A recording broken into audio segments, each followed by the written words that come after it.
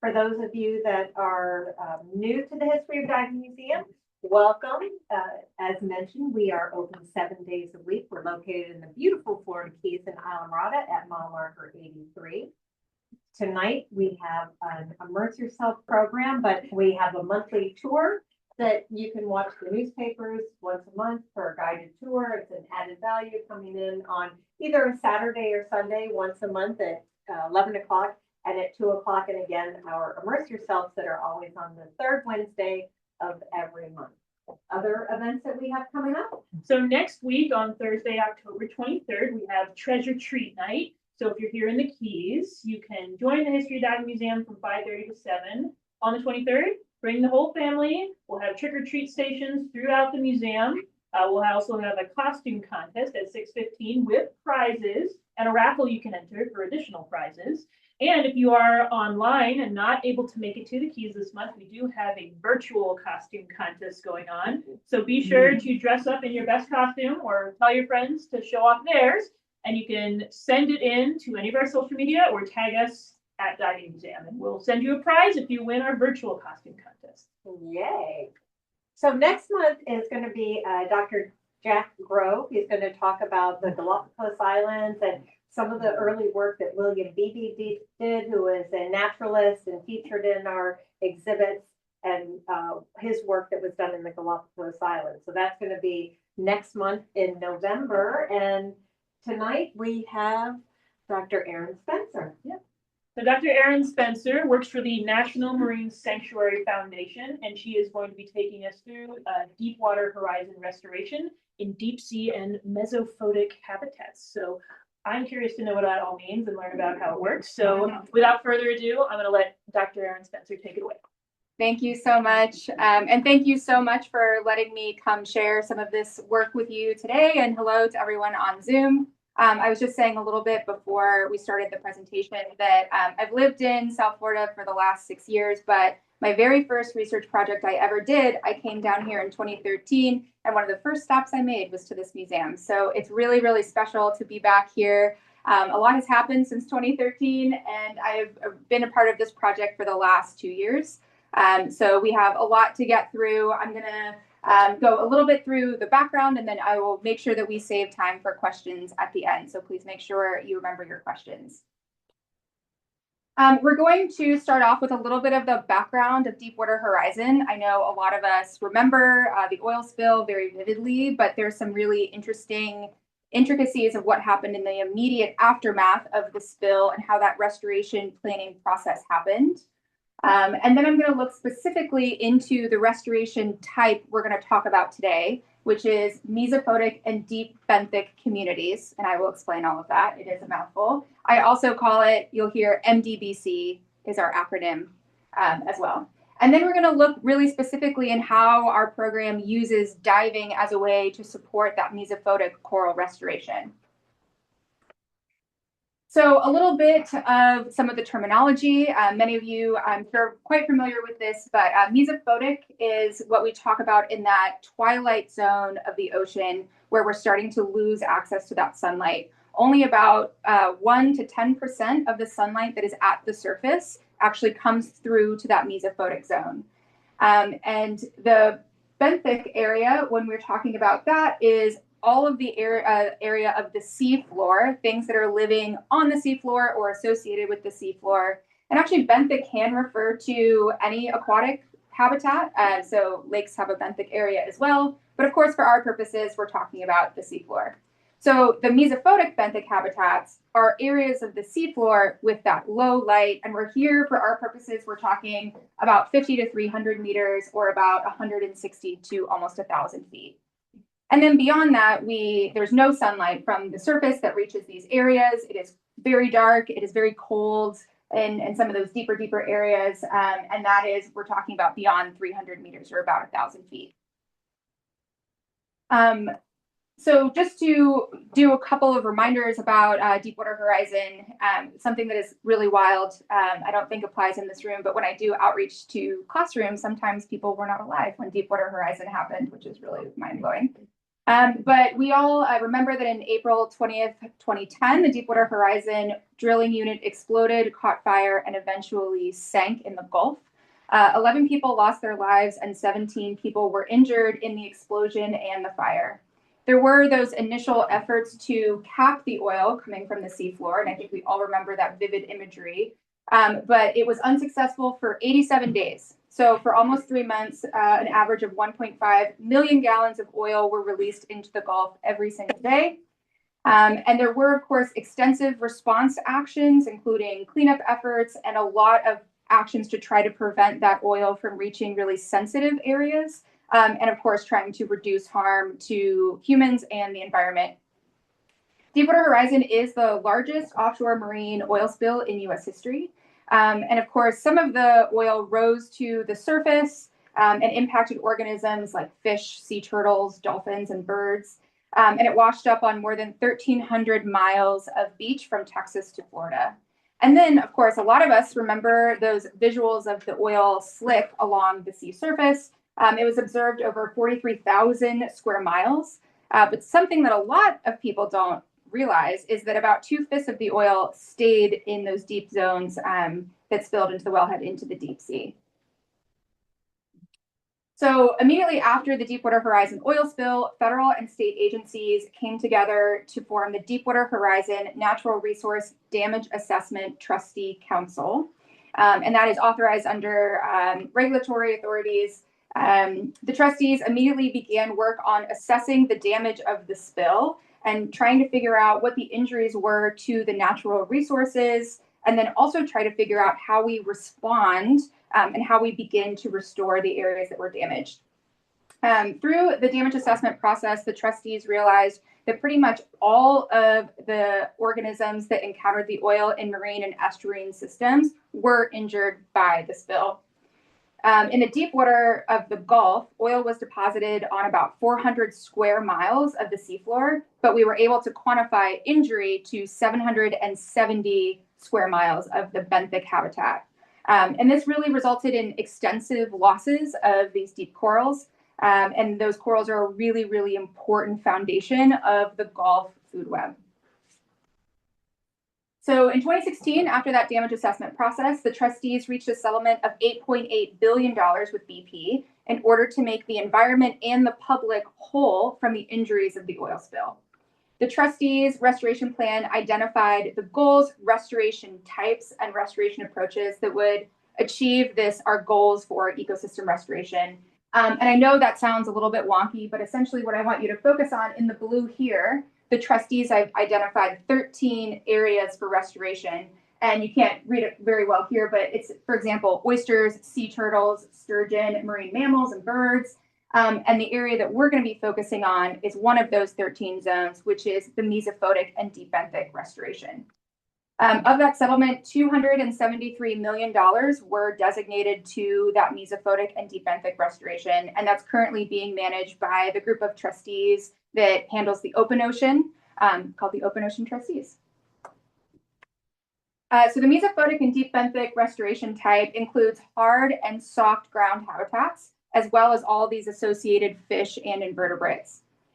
Recovery at those depths, especially for those corals, can be very slow. They are very slow to grow. They're long living. And so it's not just that restoration takes a long time, but also there's a lot of complications that go into planning restoration at those deeper depths. Obviously, it's not as simple as walking out and observing things ourselves. They're in remote locations. They require advanced technology to reach them. And also there was a lot that we didn't know about these habitats before the spill, which makes planning for restoration really difficult because there's a lot of knowledge gaps there. So to address these challenges, the trustees have three main goals. The first is to restore the invertebrate and fish abundance and biomass for all the species that were injured by the spill, to actively manage these habitats and to protect against multiple threats moving forward, and then also to provide a framework for education and outreach around this work, and then also to improve our understanding of these lesser known habitats to inform better management and ensure that they are resilient in the face of future threats.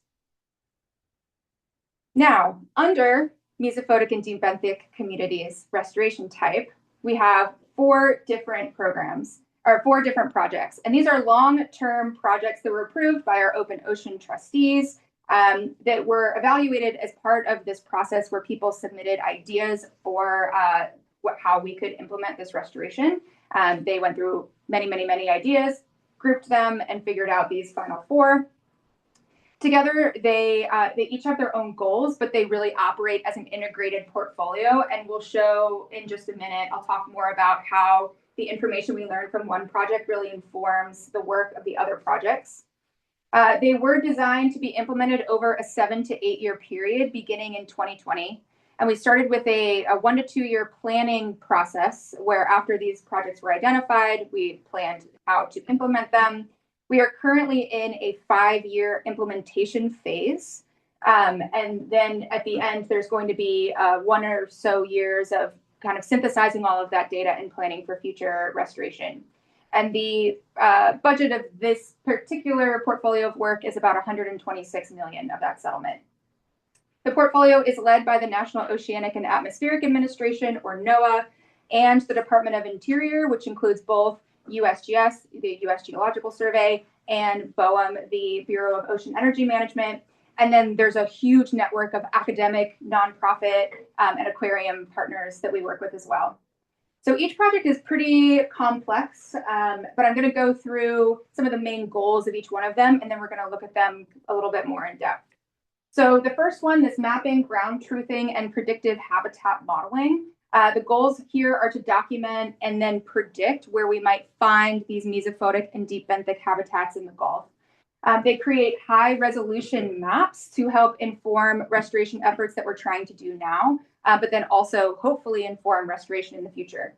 And the key thing about the mapping team is that all these other projects use these high resolution maps to help figure out where they can implement or where there's other data gaps for restoration. The Habitat Assessment and Evaluation Project really aims to fill these critical knowledge gaps in our understanding of these the biology, ecology, biodiversity, health of these benthic systems. And also they're not well understood, including understanding more about this biology will help us see how they are going to recover. The data collection really helps provide this baseline information of what healthy communities look like as well, that then we can compare to what the injured communities look like from the spill. And then the Coral Propagation Technique Development Project is looking at developing effective techniques for propagating those mesophotic and deep corals. I know a lot of you here are probably really familiar with some of the coral propagation for shallow water corals. We're trying to do something similar in the deep. This is a really interesting combination of both field work and lab work. And what's cool about this is that this propagation of these mesophotic and deep corals really hasn't been done before. So everything that we're doing here, we're learning new things about their reproduction, about their growth, about their feeding, which can then, of course, help our restoration and then also just expand our knowledge of how deep and mesophotic corals operate. And then finally, the Active Management and Protection Project aims to advance the protection and management of these habitats into the future. And also, a lot of that is communicating the work that we do. So I realized that I don't think I gave my title at the beginning. I'm the communications manager for restoration. So part of my job is under this AMP project is communicating our findings to the public and to natural resource managers. This is really important because we're learning so much through these projects that can then help us manage them in the future. And also it's important to increase public awareness through education and outreach. And then we also directly address threats that are facing these systems, including removal of marine debris, removal of invasive species, and then also reducing risks that are associated with leaking and abandoned oil and gas infrastructure in the Gulf. And just to give you a sense of the area that we are working in, we are working across the Northern Gulf from Texas to Florida, and in both areas that were impacted by the spill and areas that were unimpacted by the spill. So as a reminder, the mesophotic zone is up to about that 50 to 300 meter mark, and the deep is below that 300 meters. But to give you a sense, the Deepwater Horizon spill, the wellhead was about 1,500 meters or almost a mile below the surface. So it was really, really in the deep sea. Okay, so I've gone through these 4 programs. Now I'm going to tell you a little bit. As I said, we're in the middle of this implementation phase. I'm going to tell you what we have done so far in our implementation phase. So we have had a lot of our work involves actually going into the field and conducting a number of missions every year in order to collect data and also actively implement restoration. Our cruises go from March to October. We actually have one that's currently at sea as we speak. On the RV Point Sur that went out of Gulfport, Mississippi. And you can see really from the beginning to how we've ramped up in just a really short amount of time. So in 2021, we had 1 mission, 5 days at sea. And then in 2022, we jumped to 153 days at sea over 8 missions, all the way up to now, where in 2024, we had our biggest year yet with more than 200 days at sea over 14 missions. And I think we are on track to exceed that this year. We've spent a lot of time at sea. And you can also imagine how many people it takes across all of these expeditions in order to make this happen.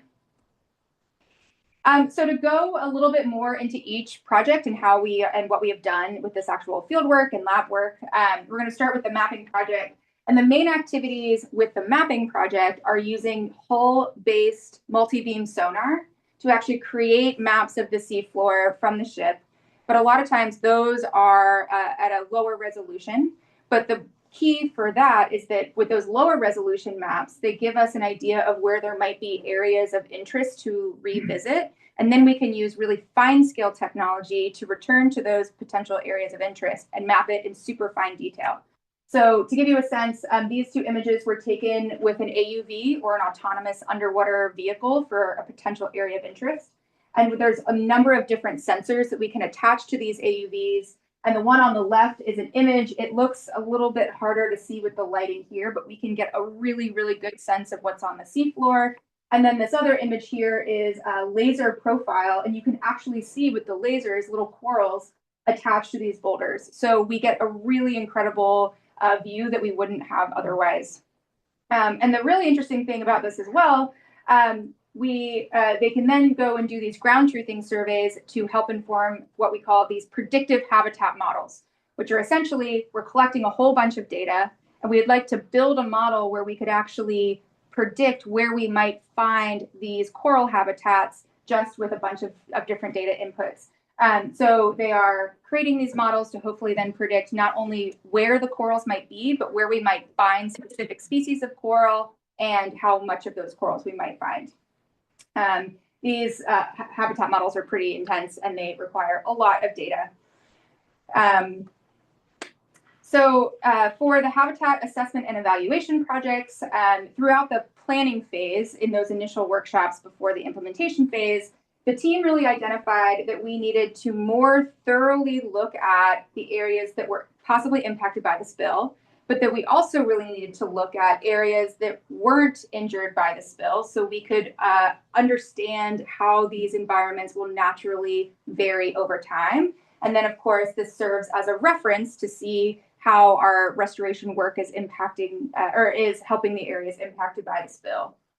Over the field seasons, the team has made incredible progress in filling these data gaps, and they have conducted hundreds of ROV dives or remotely operated vehicle dives. And the difference with the ROVs is that those are attached to the ship with an umbilical as opposed to the AUVs, which are not. They've also collected thousands of biological water and sediment samples for a huge range of different types of analyses.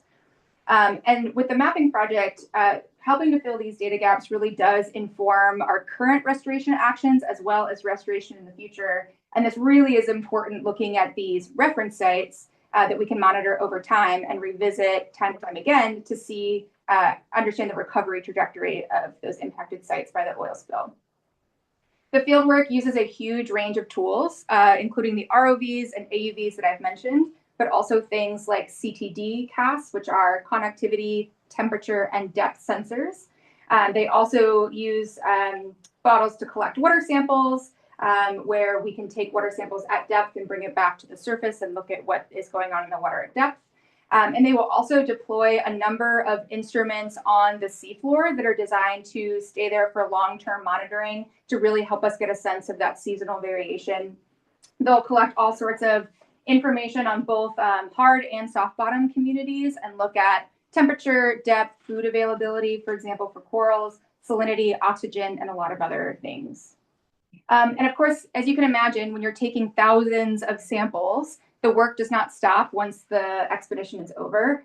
We have a lot of partners that are working very hard to process all of those samples.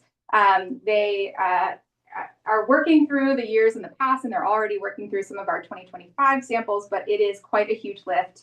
And some of the work also requires annotating the ROV transects that we do, where you send down the remotely operated vehicle, take videos over a long transect, and then we have annotators that go in and then mark all of the fish and the corals and things that they see. They're also doing some really interesting genetic work to see how these different communities in the Gulf might be connected, to see if there's some areas that we should really prioritize for protection. For the coral propagation work, they're looking at developing methods for effective coral recruitment and growth.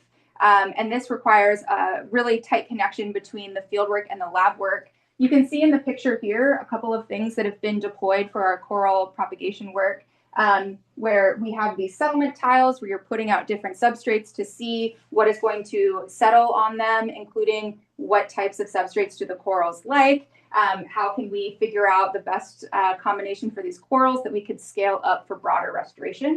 And then also in the middle, this sort of rectangular thing that's been deployed is a fragment rack where there's actually little fragments of those mesophotic corals that we can then revisit and see how they grow over time. There's also some really incredible lab work across our federal labs and partner aquariums, looking at coral husbandry, where they're studying growth, reproduction, and feeding. And again, a lot of these are really little studied corals, so we're just learning so much in such a short amount of time. Finally, for our active management, there's a lot of field work that involves the threat reduction, like installing mooring buoys to protect the seafloor from anchoring, removing marine debris, and doing invasive species removal. And then we also, through our education and outreach program, in the beginning, we really realized that there are a lot of educational materials about deep corals in the Pacific and the Atlantic, but there's really a gap in educational materials that focus on these habitats that we have in the Gulf. So we've worked for a couple of years with some really incredible creative partners to develop a lot of different educational materials and museum exhibits and all kinds of things. And I'll go over some of those at the end if you're interested in seeing that. The team's also been working to build a database of threats that are currently facing these habitats, including anchoring damage, leaking and abandoned oil and gas infrastructure. And this is a really huge undertaking of trying to gather data from a lot of different places, a lot of different, we're working closely, for example, with Flower Garden Banks National Marine Sanctuary and their long-term research to create a more extensive database throughout the Gulf. And finally, in the last couple of years, our team has been working really hard to establish connections with natural resource managers across the Gulf so that they can use the data that we're collecting to inform the designation and management of these different areas. And that includes working with Flower Garden Banks National Marine Sanctuary, as I mentioned, as well as the Gulf Fishery Management Council and other management entities. And this is really important to making sure this information that we're gathering now can help inform management for a long time in the future. So now we are already planning for 2026 field work. As I said, we still have folks in the field right now, but we will kick it off again early March. We all meet together in December. This year, we're meeting in Gulfport, Mississippi, to look at the work for next year, but most importantly, review everything we've done over the last year and see where there might still be data gaps that we need to address in the next year. And we have been processing data as we go along, but as I mentioned, there is a closeout period after our implementation phase. So now we're really going to be focusing over the next few years to bringing all of this data together to look at this big picture results of the impact or how these restoration efforts are affecting these communities. So, and also, as I mentioned, we've used about half of the allocated funds that were originally from the settlement designated to Mesophotic and deep benthic community restoration. So the planning is already underway of looking at how we will use the rest of those funds for restoration. Okay, that's enough background, and I know why we're all here, which is to now focus on how diving can help support restoration. And I'm biased, but I think we have some really interesting things to show you. So as I talked, we've got these 4 areas that projects under our portfolio, but our diving work really focuses on the coral propagation project, as well as that active management and protection project. And a lot of the work that you see here, of course, it is specific to the Gulf, but we're learning lessons that can really be applied to these habitats across the world. So as a little bit of an overview, I'm going to talk about how we're using technical diving, specifically in that mesophotic or twilight zone. In this phrase, when I use it, we can refer to our civilian technical diving team, NOAA divers, and even US Navy divers using mixed gas closed circuit rebreathers or saturation equipment, which I'll go into in more depth, but really beyond the scope of normal diving operations. We use the divers for coral propagation, for restoration, and then experimenting some of these propagation techniques in that mesophotic zone. And the really important thing about divers is that they have hands, human hands. There's all sorts of things that they can do that when, for example, using an ROV arm is very difficult. Our civilian and NOAA divers really are working in, can do depths of 50 to 100 meters with a maximum depth progression of 20 meters a year. So for example, in the first year of this diving, they were doing 60 meters max using those closed circuit rebreathers. And the Navy saturation divers can go to a maximum of 300 meters using a diving bell and a hard hat with umbilical diving, which I will show you much more about that. I just want to show, here's a picture of one of our civilian technical divers working on this active work for coral propagation in the deep sea, in the Mesophotic. As I said, the key is human dexterity, but also it's really important that we have human judgment at those depths. For example, we can collect live corals with an ROV, but divers can do it much more quickly and also be really discerning about how they collect it. And this is important as we're trying to collect samples to then send to labs and other aquariums to support the restoration. We're also continuing the coral propagation tests with our civilian technical diving team, including in situ fragmentation, so actually fragmenting those corals at depth, as opposed to bringing it up to the surface, fragmenting them and bringing them down. And then also they're really valuable in monitoring the health over time of these coral fragments and also looking at that settlement of corals on those artificial substrates. And that, as I mentioned, is trying to see essentially what the corals like and what they're going to settle on. And this is really adding this expertise of the technical divers has really expanded our toolbox of how we can especially work on that coral propagation. And we work mostly with the team at Moody Gardens, which is in Galveston, Texas, is an aquarium there. In addition to Moody's own technical diving team, and then they also have a newly established undersea medicine program that they've implemented. Moody has a really close relationship with a lot of other aquariums, academic institutions, and federal offices that have technical divers. And so they're really great in bringing those teams together. They're also working to secure a hyperbaric chamber and then really have worked closely with our team throughout this process to make sure that they are building their skills in a way that directly applies to this restoration and so that we're all aligned on these goals. The dive team, as I said, is led by Moody, but is working in partnership with the National Marine Sanctuary Foundation, NOAA, the California Academy of Sciences, Georgia Aquarium, the Aquarium of the Pacific, Harbor Branch Oceanographic Institute just up the road at Florida Atlantic University, and the Teichman Marine Group. So bringing expertise from a lot of different places together for this restoration. And truly, they seem like they have such a good time when they all come together to work on this. Okay, next I want to go much more in depth about a particular mission that we had last year, which was probably the largest collaborative effort we have had to date, and brought in a piece of wonderful technology that we hadn't used before, which is a saturation diving unit. And just to give you a little bit of background on this mission, conversations around this began in 2017 regarding using the Navy experimental dive unit saturation divers, specifically for mesophotic restoration. And it wasn't until 2023 that there was actually an agreement between NOAA and the Navy Experimental Dive Unit. And then we began that mission planning.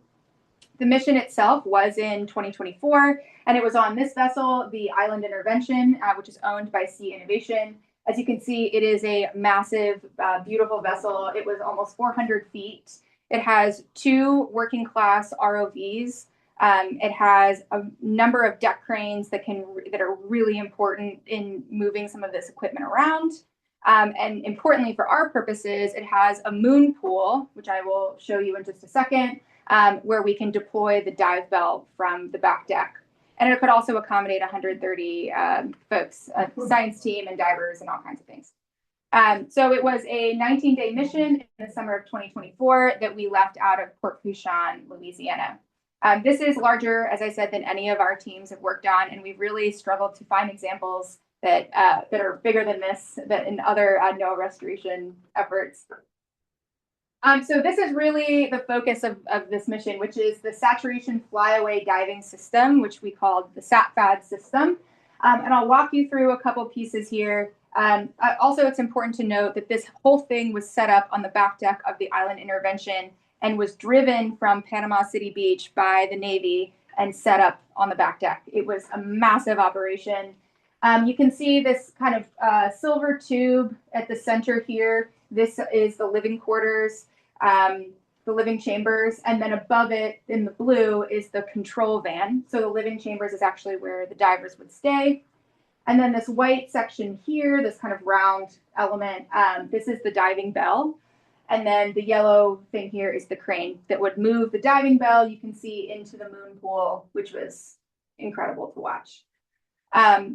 There's a total of 6 folks that are living in the system at any given time. And we operated on kind of a 2-team system where a team of 3 divers, well, first of all, they all go in there, they get compressed to the desired depth, and then they're able to move from the living quarters to the diving bell and stay compressed.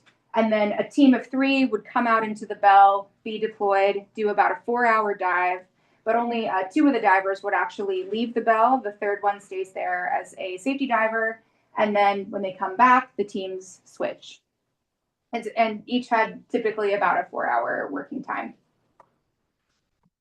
The really cool thing about this as well is that, of course, we had the divers, but there were some really interesting ways that the divers and the ROV team worked together to accomplish even more. So as I said, this vessel had 2 working class ROVs, which are mostly used for oil and gas efforts. They could go down to 4,000 meters. They have a robotic arm that's actually quite adept. It can move in ways that are maybe a little bit better than what you think of for a robotic arm. It had a forward-facing camera and a hydraulic cutting tool attachment. But there were some things that we needed to do for our restoration projects that are really outside what was already built into the ROV. So we added a number of tools, including a downward-facing, really, really high-resolution camera to help with our transects, bio boxes, which are boxes within the ROV that allow them to go to depth, collect a sample, put it in the box, and return it to the surface so we could conduct analyses. Push cores, which are essentially cookie cutters for the sediment. You put down a push core, you can preserve all of those sediment layers, return it to the surface so we could look at kind of a side profile of that sediment. We also had forward-facing lasers, and that's important as we're looking at the ROV footage to see how big things are that come across the lasers, because we know how far apart they are, and we can then use that as a metric of measurement in the video analysis. We also had a suction sampler, which is essentially like a vacuum that allows us to suction up different biological samples. Niskin bottles, which are these releasable bottles that go down to depth and take water samples. So you can take a specific water sample at a specific depth. And then finally, a CTD, which is a conductivity, temperature, and depth sensor. And this was so cool to work with this incredibly talented group of ROV pilots. And they were super keen because they typically do a lot of the same types of tasks. So this was very much a thinking outside your normal day-to-day and try to problem solve and figure out how you could retrofit the ROVs to really specifically fit our purposes. So across these, the 4 areas, the projects that I keep referring to, they each had their own objectives. For that active management, we were working on marine debris removal, installing mooring buoys within Flower Garden Banks National Marine Sanctuary, and removing invasive species. And we also conducted a series of educational live streams, bringing people on board live in real time to see the restoration work. For the habitat assessment and evaluation, they were collecting a number of biological, sediment, and water samples, and then also deploying those, we'll talk about them in a bit, but landers to look at long-term monitoring on the seafloor, and then also do ROV transects. The coral propagation team was looking to collect coral samples for aquariums and for further monitoring, do propagation tests, and deploy these artificial substrates to be able to revisit and see how the corals are settling on them. And then for the mapping team, they wanted to do those ROV transects to help inform their predictive habitat model. So the mission was broken into 2 main sections, and a lot of this was around kind of the timeline that the divers needed to compress and decompress. So for the first 13 days of the mission, we were operating in Flower Garden Banks National Marine Sanctuary and in that real mesophotic zone, and we were working from about 50 to 115 meters. We had a couple of marine debris targets that we really wanted to access that are quite big, but also have potentially a lot of threat to the seafloor.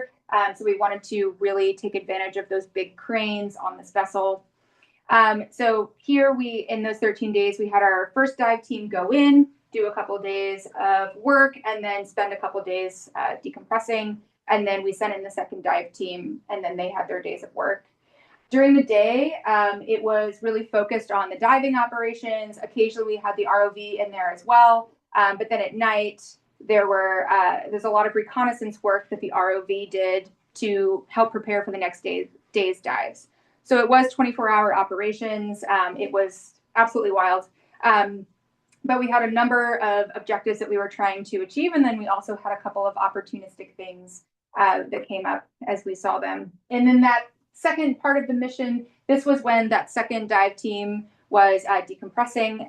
We were just doing 24-hour ROV ops and then deploying those long-term monitoring structures, looking at sediment, doing transects. And the important part here is we were in this deeper zone from 1,000 to 1,400 meters. That is often, this particular area is really difficult for our team to get to because of really strong currents. And so we had this incredible opportunity with this massive vessel to be able to access these.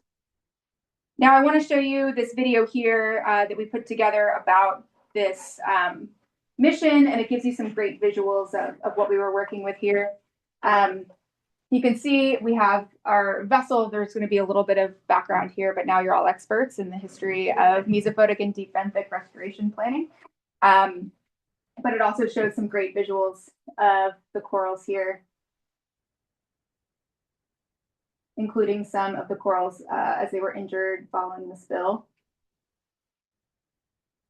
So this is the island intervention. It is absolutely massive compared to a lot of what we typically work with. We had a couple of cold rooms that we brought on to set up on the back deck so when the scientists could work on their samples. We had an incredibly, they also always showed the ROV dives and the common spaces, and everyone was really involved. Here's a look at that ROV arm. And you can see just the size of these working class ROVs. Top view of, and a great view of the moon pool. But my favorite part of this video is coming up here, which is seeing just how small this living area is. We heard a couple of really interesting anecdotes from the Navy team. Like, for example, early on, they realized that you couldn't have anything scented, like no scented shampoo or deodorant, because by the end, the smell was so strong, everyone was ready to getting a fight about it.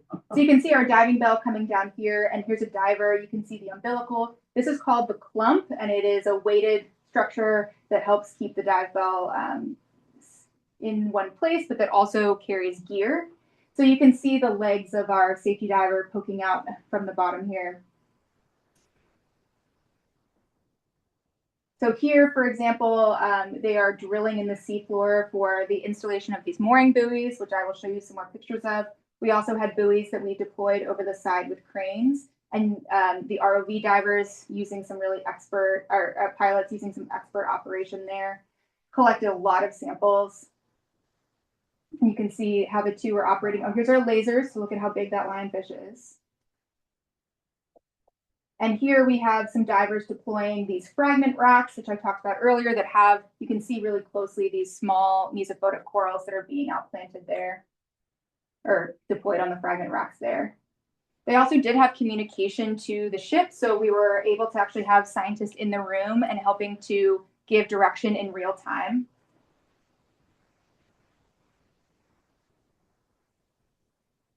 It truly was such a incredibly talented group of people across the board.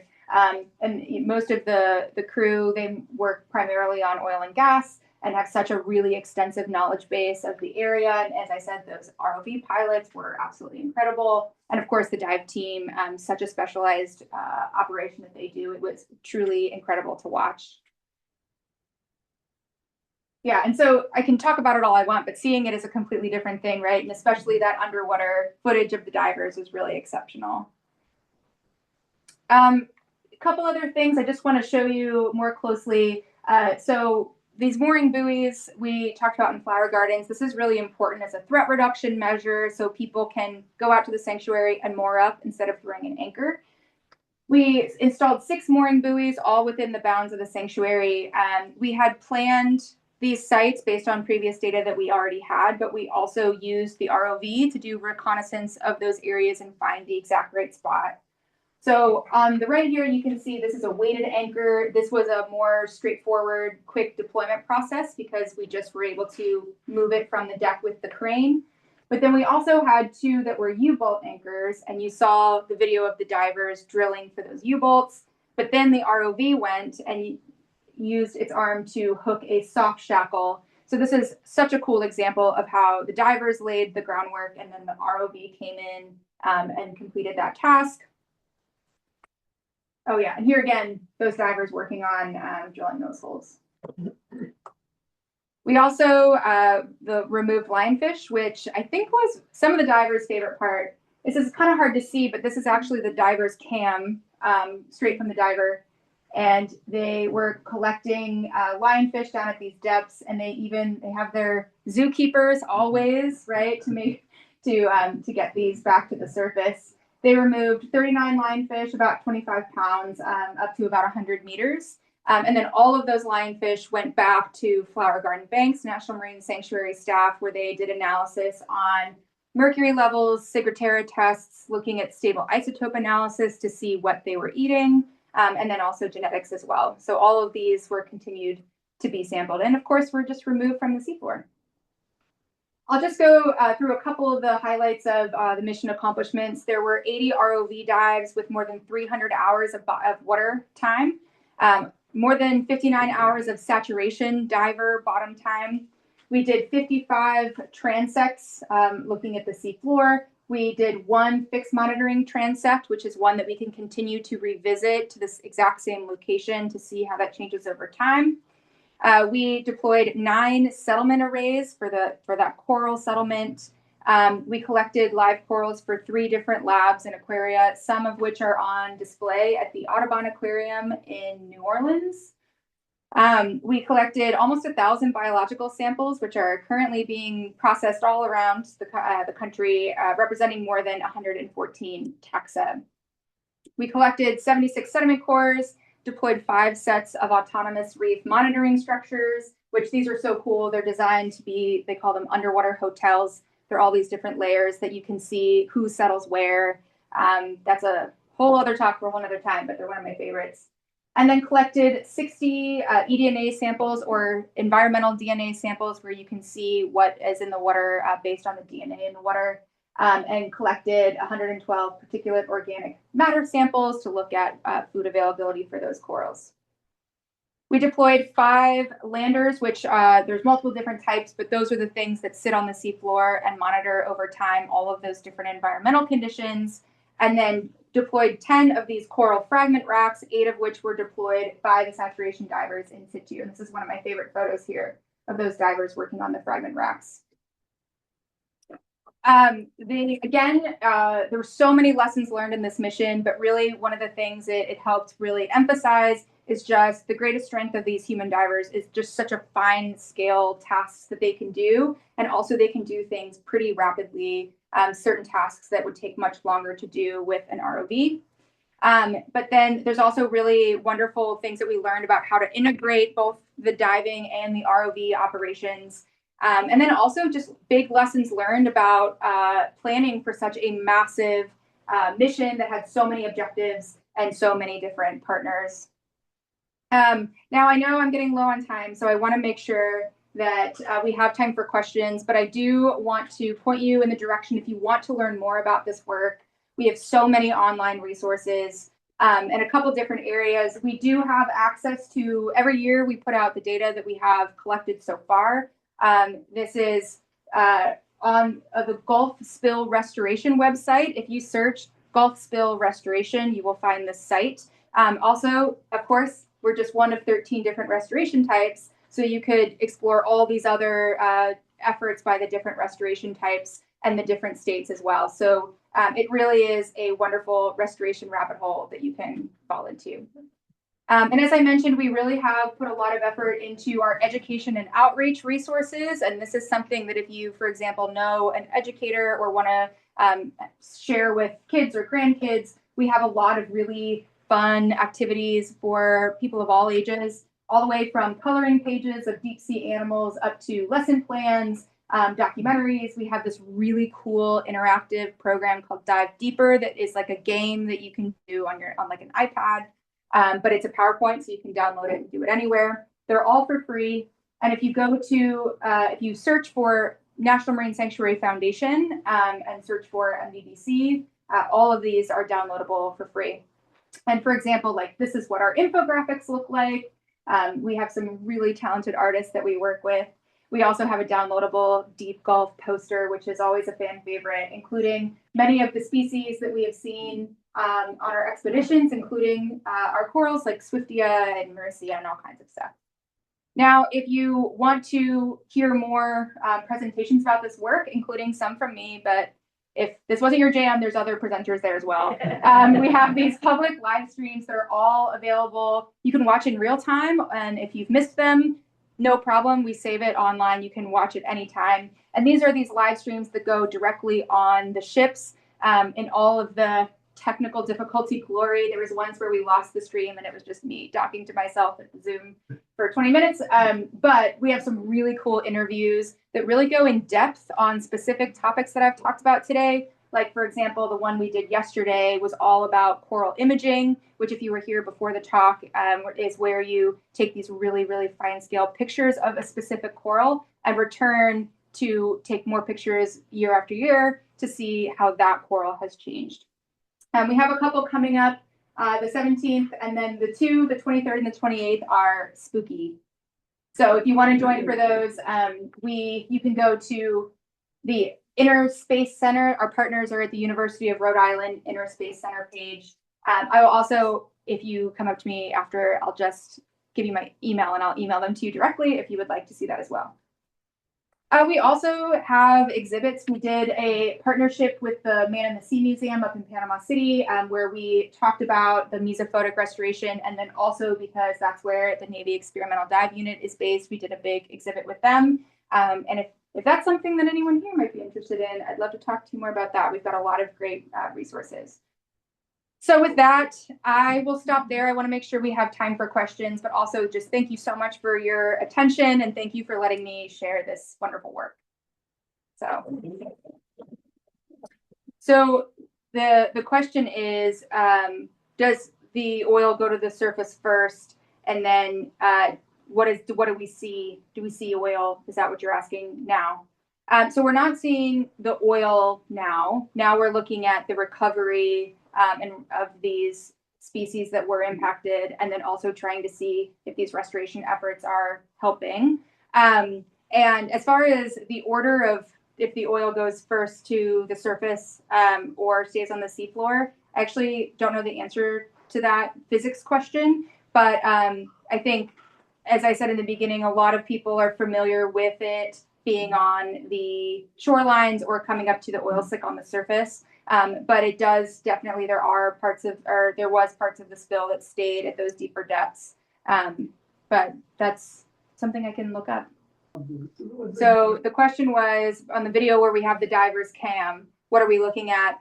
Some of those sections of the seafloor, was that oil? And so, no, that was not oil. And also, interestingly, that footage was taken in Flower Garden Banks. And I should have mentioned this earlier, but Flower Garden Banks National Marine Sanctuary, they did not record any injury from the oil in those locations. So they've been a really valuable resource for us as reference sites. And then also because they have, of course, this team at the sanctuary that has studied. And also I see Chris Benson raise a hand, who I work with.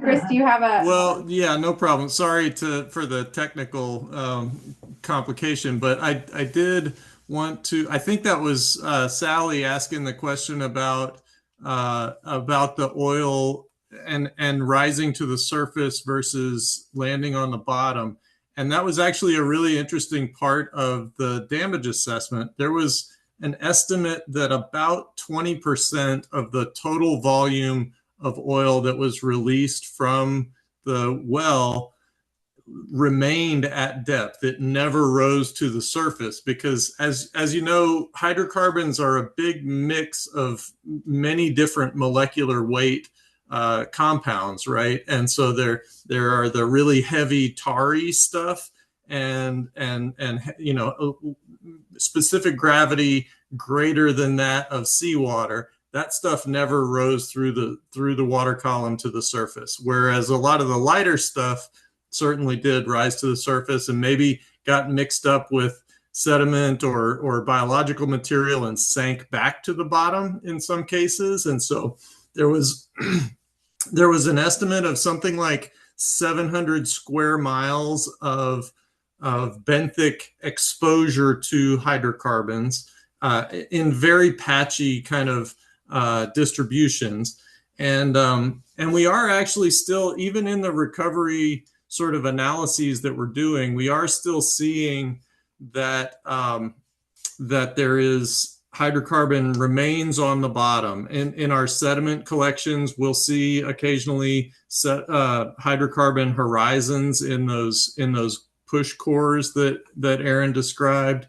And so that's a really important part of what we're trying to understand with understanding our recovery trajectories from the oil spill, is like, how long does that material remain in a place where it's biologically available and can continue to cause harm?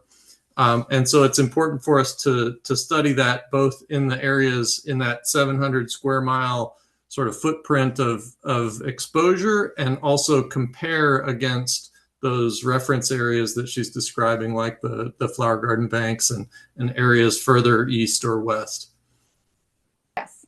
I have a question. When you talk about getting the bio samples and bringing them up, you mentioned that the coral didn't have a problem with the depth and the changes and the pressure. What about the biological specimens that you brought up? Yeah, and in that mesophotic zone, when we bring up the samples, a lot of them are just fine. And most of those samples then go, for example, we have a partnership with the Smithsonian that they will preserve the samples, bring them back to the Smithsonian. And a lot of what they're looking at there are, for example, genetics. So looking at the DNA, doing some really interesting phylogenetic work. And one of the interesting things, of course, about working in an area that's really hard to get to is that we are discovering new species. And the great thing about that too is that from that genetic work, even if there are damages to the sample, of course, you can still get the DNA. Did you have to keep the coral on surface in the dark? Do we have to keep it in the dark? I don't know. No, the answer is no. We do not have to keep it in the dark. Great, yeah. So one guest asks, how significant are the abandoned oil wells in the Gulf that are still leaking? Yes, and that is an answer that another one of my team members would have to answer. I do not have that, but I do know that that is an area that we are working more in the next couple years of the project. Okay. And the other question was, can you tell them again what the Marine Sanctuary website is? Oh, yes. Okay.